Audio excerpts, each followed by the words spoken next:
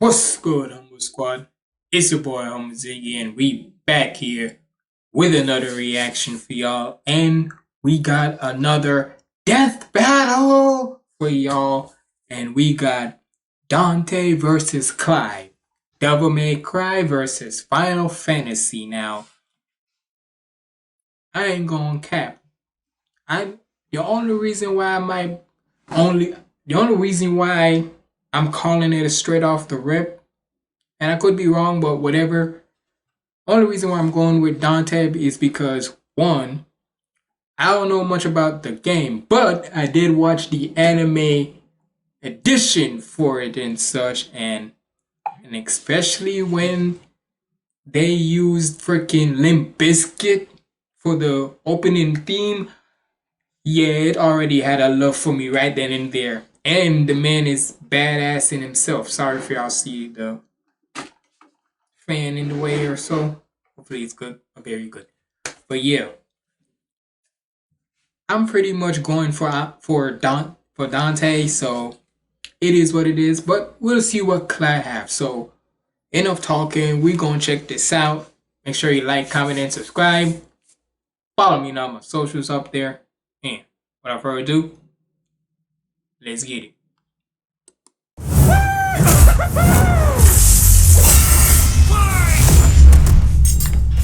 Dante versus Clive. DMC's Devil Hunter versus Final Fantasy's Shield of Rosaria. He's Wiz and I'm Boomstick. And it's our job to analyze their weapons, armor, and skills to find out who would win a death battle. A death battle. It's a dangerous world out there. Cultists, demons, and evil businessmen lust for power. And every day brings a new cataclysm humanity must face. This world may seem like the end, but for a devil hunter like Dante, it's party time.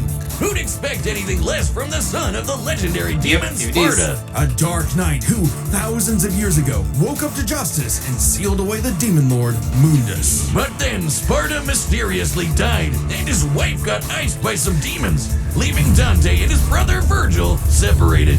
Despite a long-gone family, Dante kept a chipper attitude and set up a business dedicated to one thing: killing demons, and with the blood of Sparta running through him, he's the best in the business. By harnessing his own demonic energy, Dante 40. bolsters his... He's 40, age 40s. Nah, son. If he's in his 40s, moving like how he moving and knowing certain songs like a Limp Bizkit and such, I'm just saying. 40, if that's 40, shit, what he gonna look like in his 60s? Right? And let's see. Species, human slash demon hybrid, of course. He likes pizza, Sundays, Nero, and parties. Dislikes demons and Mundus. The May in Zero May Cry. speed, power, and durability, letting him block kaiju-sized punches, move faster than a meteor, and regenerate like an unstoppable force of nature. As long as he has the energy, he can heal from getting shot, stabbed, sliced through. Basically anything. Even without his regeneration, he's survived heat that would reduce the layman to ash. But no hunter is complete without an arsenal, and Dante's got one hell of a sword left by his dad, Rebellion, plus ebony and ivory, two magic pistols with endless... Imagine naming your pistols Ebony and Wait, what he said them were called? Rebellion, plus ebony and ivory, two magic pistols... Ebony, Ivory. The fact that one of the guns are called Ebony. Oh yeah, I already like. That's why I said at the start, I already rock with him. Because there's no way you gonna tell me that. I have never heard of somebody calling their gun Ebony. Out of all names to call your gun, you choose Ebony? Oh yeah, you might be down with the brown, Dante. I'm just saying. I don't know. Plus ebony and ivory, two magic pistols with endless ammo clips. And they say the perfect gift doesn't exist. But Dante's full arsenal is far larger and stranger. Like King Cerberus, a shape-shifting set of elemental nunchucks. cavalier, a pair of buzzsaws that are also a motorcycle, balrog, fiery fisticuffs for boxing and capoeira. Lucifer and as a weapon is a crazy. Guitar. An electric guitar. There's also Lucifer, a backpack of endless laser swords that Dante got after slaying. Actually, we never see how he beat Lucifer. Yeah, you know someone's a badass when they off-screened the actual devil. Then there's my fave, Dr. Faust, a sentient head that turns Dante into basically Orville Peck. Oh, and shoots crystallized demon blood. Dante needed this. Ain't no way this nigga just Michael Jackson a demon like that. This nigga just went full on MJ with it. That's just smooth criminal on this motherfucker. Oh, and shoots crystallized demon blood. Dante needed this and much more Nigga when he just got a warm zing. welcome from the brother he thought long dead. In a twist of fate, Virgil was alive, but went down a very different path. While Dante was partying, Virgil studied the blade, seeking the power he needed to exert his will, even if it meant killing his own brother. Something he came close to doing in their first meeting. But the defeat only spurred Dante's awakening. He learned to teleport using Trickster, slow down time through Quicksilver, and double-team foes with Doppelganger. With a slick pose and the right timing, he can royal guard dang near anything, then use the absorbed energy to armor up as a dreadnought. Smoky, sexy Then style there's with the hell. Devil Trigger, a super form Dante achieves through his supernatural power. By tapping into his inner demon, Dante can fly and gains an enormous boost in speed and power. Naturally, his rematch with Virgil went very differently, and that was far from Dante's peak. When Mundus got up to his old tricks, Dante battled the Demon Lord in a vast sea of stars, a universe Mundus created on a whim. Even later, Dante one-shot a stronger alternate future Mundus who had completely merged with the Demon World. So he's kind of a big deal. Literally, Mundus became a living universe just for Dante to shoot him in the face. Then there's Argosax, a god so astronomically intense he had the power of every other demon in existence, a divine deity of the sun that Dante also shot in the face. Pop. Oh, Hey, it just goes to show you, it don't matter how much of a entity you are. With the right pack of blicky, you're down for the count. Man, just say, oh, you think you're all that? Click. What's Saliva say? Click, click, boom, nigga. Of the sun that Dante also He said click, shot click, in the face. boom. oh, that guy. I completely forgot about him. Funny, so did Dante. Despite how powerful Argosax was, he was just an insignificant Tuesday to Dante. So it's safe to say Dante had become the strongest around. But no amount of style, pizza, or wahoos could fill the hole in his heart. Sure, Virgil was a power-hungry weeb, but he was still his bro. Beneath Dante's antics, killing the last of his family kinda messed him up. Until he learned his family wasn't as gone as he thought. It turns out he had a nephew, Nero, who Dante would help get into the family business in his own unconventional way. And for dead weight, Nero was pretty badass, even helping Dante take on the so-called Demon King Urizen. Nero's Devil Breaker arm can fire light-speed lasers that Dante and Virgil have dodged. Dante and Virgil can already dodge lasers in their base forms, but when charged with enough demonic energy, they can outright blitz beams over 11 times faster than light. Nero even survived getting melted down while inside a living statue. It's a long story. And that's the same sort of regeneration that Dante has, meaning he can survive being turned into a puddle. So Dante was ready when Virgil somehow returned. Again. And made an apocalyptic demon tree for what else?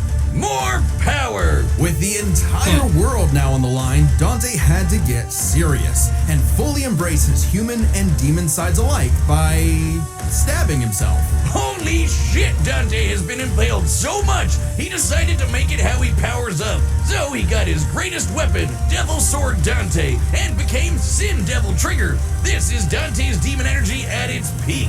He can fire lasers with Loose, obliterate with the fires of Judgment, and surpass even the legendary Sparta. But although Dante was totally a match for Virgil, neither of them would budge on their ideals.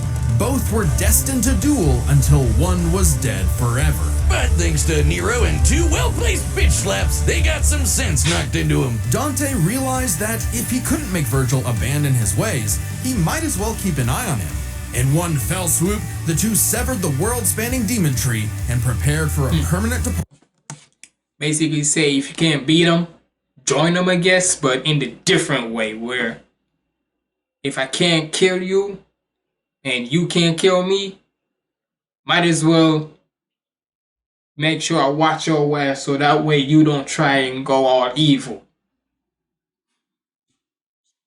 Basically like that term, just different. Departure to the underworld. You can choose your friends, but not your family. But if that's what it takes to keep Virgil safe, or rather to keep the world safe from Virgil, Dante will deal with it. Basically, and all things considered, he's happy slugging it out with his bro.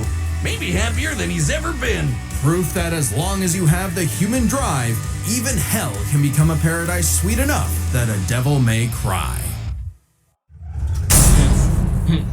Or Whiz, it's an emergency! This fight's gonna have a banger soundtrack, but my headphones broke! Well, good news. This battle Half I Friday from gifted Eikon, stop it. Tale of the Kingdom.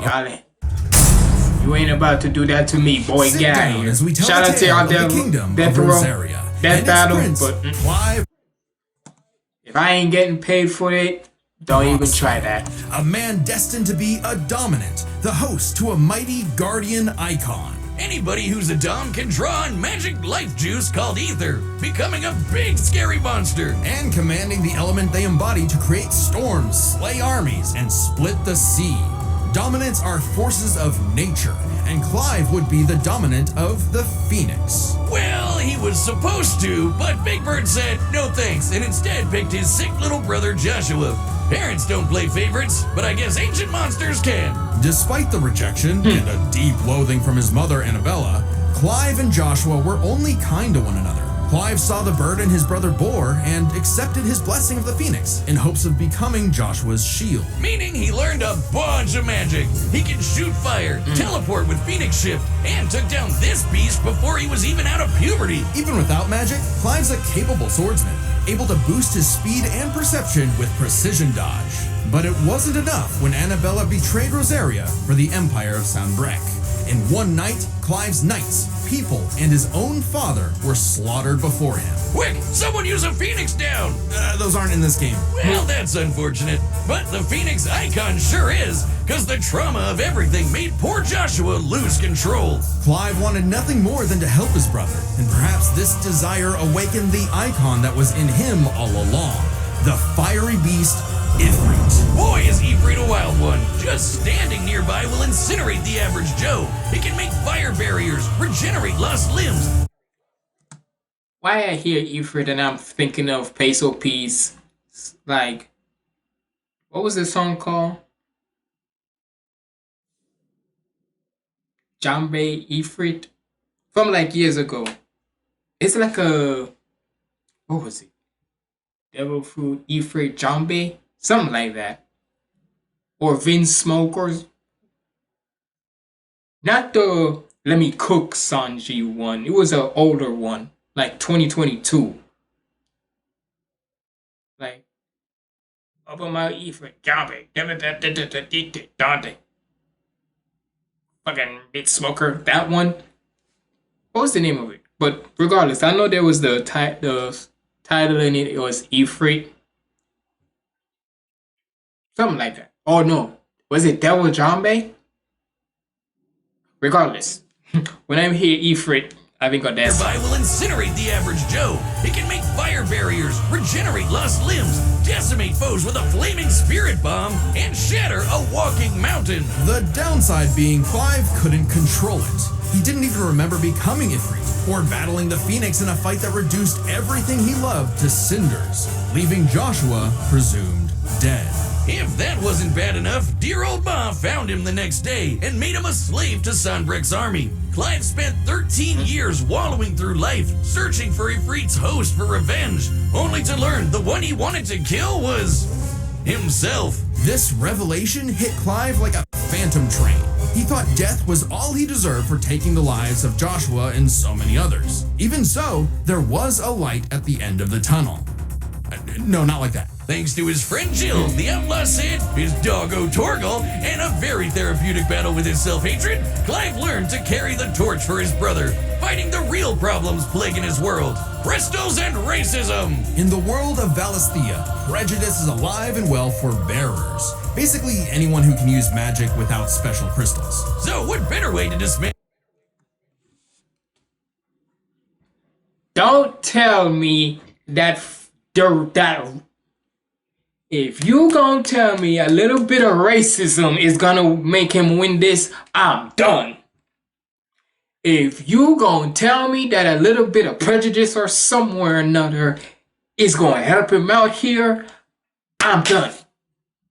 I am no longer gonna react to no death battle ever again if you gonna tell me a little bit of prejudice somewhere in this is gonna help him win. If that happens, I swear to God, I better not see nothing like that in system there. that help What? fellow bearers and destroy the mother crystals, ruining the planet, all while picking up some nifty abilities. Through a mysterious power that lets him absorb icons, Clive took Garuda, an avian with sharp slashes and sharper talons. I'm swear to From God. Sid, he received Ramuth, so he could summon lightning. From his babe Jill, he got Shiva to freeze lava and even time itself. With There we go. Titan, he can block and absorb blows with earth-shattering fists. From this dragon prince, he got Bahamut and some deadly lasers. And through Odin, he can slow the flow of time and slice apart the fabric of space. Looks familiar. With these powers, Clive stepped up to lead the bearers, and even reunited with Joshua, who was alive all along.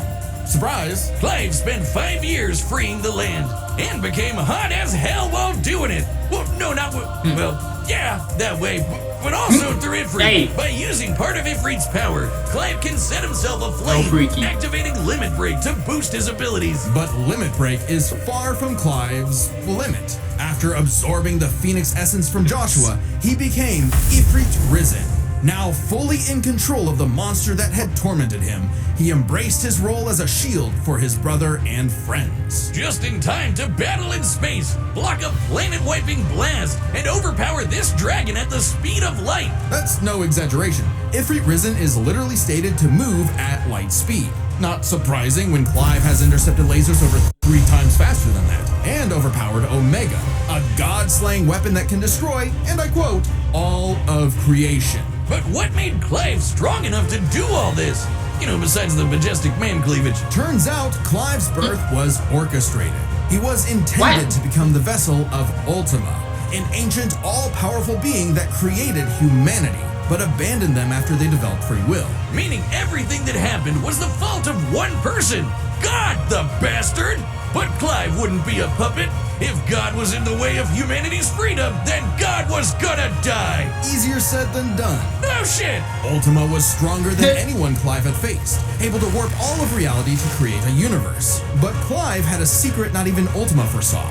Over his journey, he developed a special state of mind, Logos. AKA someone powered by human will and the bonds of consciousness with others. Okay, that sounds like anime friendship crap, but trust me, it made Clive a badass who could surpass his limits, getting stronger over the course of just one fight. So much so that, despite struggling against Ultima initially, by the end of the fight, Clive took out Ultimalius, a more powerful amalgamation of Ultima and his entire species, all while Clive was in his base form.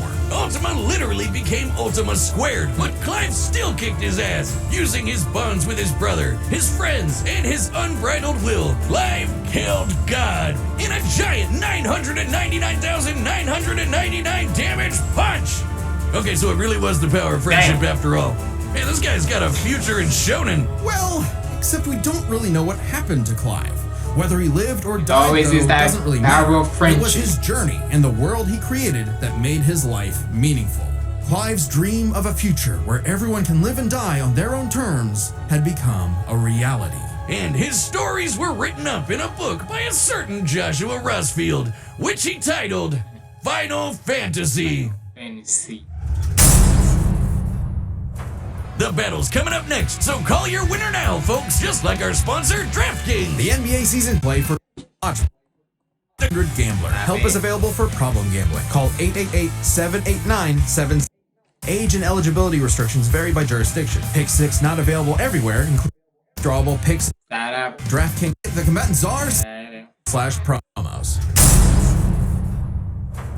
All right, the combatants are set, and we've run the data through all possibilities. It's time for a death battle! All right, we said before this started, like I said, I got Dante, because obviously I've watched the anime version of it, but I ain't gonna lie, it look like Clive might have something. So hey, put in the comments below who y'all think won,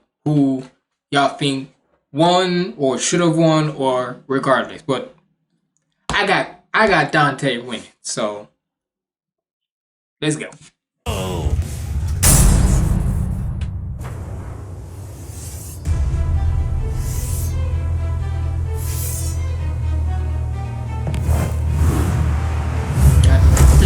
Got Ebony and Ivory with him already. Hey, I heard your fiery friend is causing trouble, and I'm in the business of dealing with trouble. Leave now. I have a god to kill. The last thing that will stop me is a demon.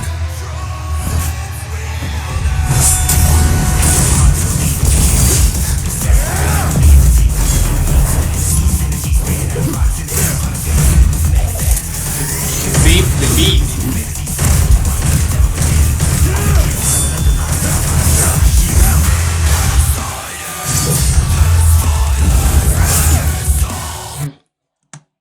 I ain't gonna lie, every time when Death Battle always chooses a music to perform in the background for these fights, they be so epic. I be like trying to watch the fight itself, but when I'm hearing the music in between, it be fire.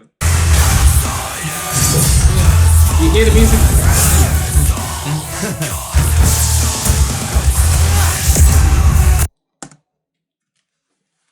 This nigga just Michael Jackson his. This nigga, hold up a second. No way this nigga just did the Michael Jackson hat tip, spin on him, and Shimon his ass up out of here. Hold up. This man said, Shimon, get that boy out of here. Yeah. You fancy yourself a bard?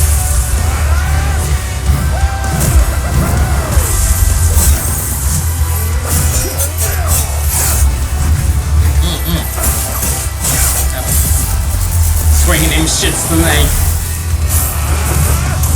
Right. This nigga just moonwalk. How can y'all count? I'm sorry, but how can you make me not want to rally for this guy? This nigga just moonwalked all them shots. Hold up a second. This nigga just said, you got it.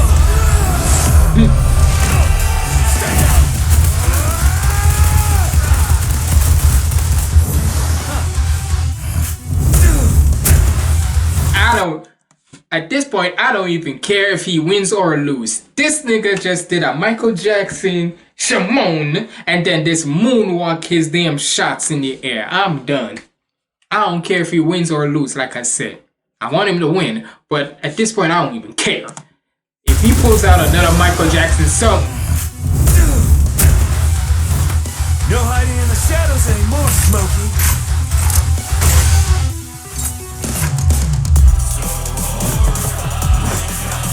Time to see the light!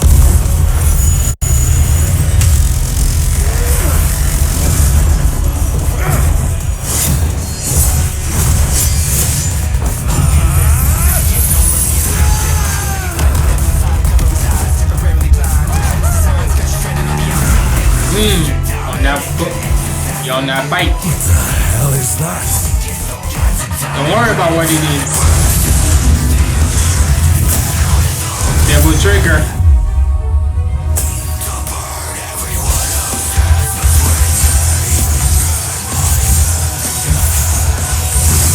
That music though.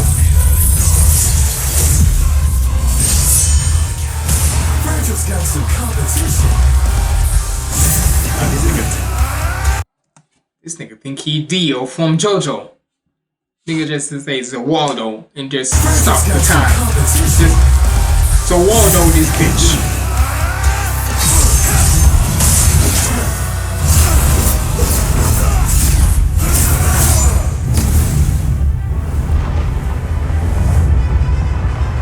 Still holding out on me? Let's see what your monster can really do. So the devil cries for more. Let's give him everything we've got. Joshua!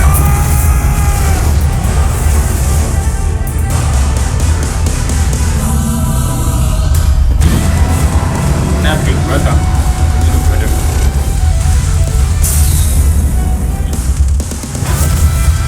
Sin Devil Trigger is here.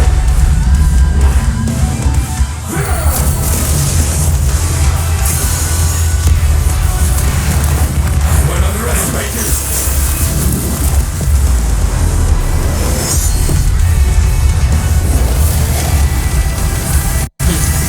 Freaking excellent. Like that little addition of making it feel like you're actually playing a game.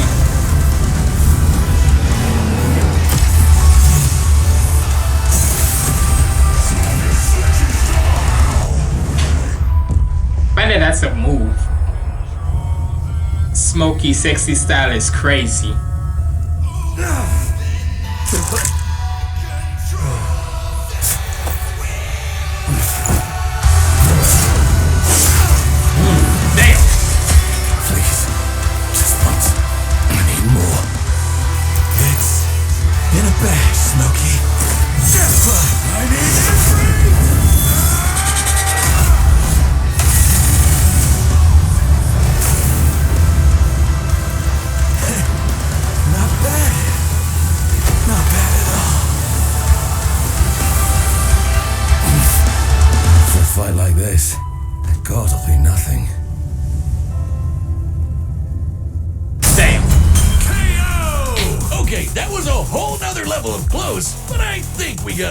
This was not an easy call to make. Dante and Clive matched each other so closely, it was hard finding a definitive advantage. They were neck and neck. This is best explained through three categories, starting with stats. Both Dante and Clive could easily beat up universe-busting threats. Mundus and Ultimalius could create universes at a whim, and Dante and Clive defeated like I said, them. I didn't. Honestly, like I said, I didn't care if Dante won or not. Technically, I did want him to win because I said so.